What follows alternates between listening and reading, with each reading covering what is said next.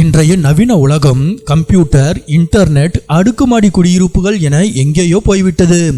ஆனால் இன்னும் 10,000த்திற்கும் மேற்பட்ட வருடங்களுக்கு முந்தைய கற்கால மனிதர்களைப் போலவே இயற்கையோடு இயைந்து வாழும் ஒரு விசித்திரமான மனித கூட்டம் ஆப்பிரிக்காவில் இருக்கிறது. அவர்கள்தான் ஹட்சபேக் பழங்குடியினர். ஹட்சபே மக்கள் டான்சானியா நாட்டில் உள்ள அயாசி ஏரியை சுற்றியுள்ள காட்டு பகுதிகளில் வாழ்கிறார்கள். இவர்களின் மொத்த மக்கள் தொகையே வெறும் 1000 முதல் 1300 பேர் தான் இருக்கும். உலகம் முழுவதும் விவசாயம் தொழில் என மாறினாலும் இவர்கள் இன்னும் தீவிரமான வேட்டைக்காரர்களாக மட்டுமே வாழ்கிறார்கள். அதாவது காட்டில் கிடைக்கும் விலங்குகளை வேட்டையாடியும் பழங்கள் கிழங்குகளை சேகரித்தும் மட்டுமே சாப்பிடுகிறார்கள். இவர்களுடைய மொழி உலகிலேயே மிகவும் விசித்திரமானது.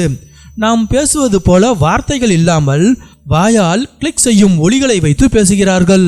நாவால் சொடுக்குப்படுவது போன்ற சப்தங்களை வைத்து தங்களுக்குள் தகவல்களை பரிமாறிக்கொள்கிறார்கள். இவர்களுக்கு எழுத்து வடிவமோ முறையான இலக்கணமோ கிடையாது. ஹட்சபே மக்களிடம் இது என்னுடைய நிலம், இது என்னுடைய வீடு என்ற எந்த ஒரு சொந்தம் கொண்டாடும் பழக்கமும் இல்லை. இவர்களுக்கென்று நிரந்தர வீடுகள் கிடையாது. காடுகளில் காய்ந்த புற்கள் மரக்கிளைகளை கொண்டு தற்காலிக குடில்களை அமைப்பார்கள். ஒரு இடத்தில் உணவு தீர்ந்துவிட்டால் அடுத்த இடத்திற்கு நகர்ந்து விடுவார்கள். இவர்களிடம் எந்த சட்டத்திட்டங்களோ தலைவனோ கிடையாது. அனைவரும் சமம்.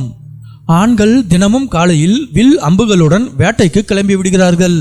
குரங்கு, மான், பறவைகள் மற்றும் காட்டு பன்றிகளை வேட்டையாடுவார்கள்.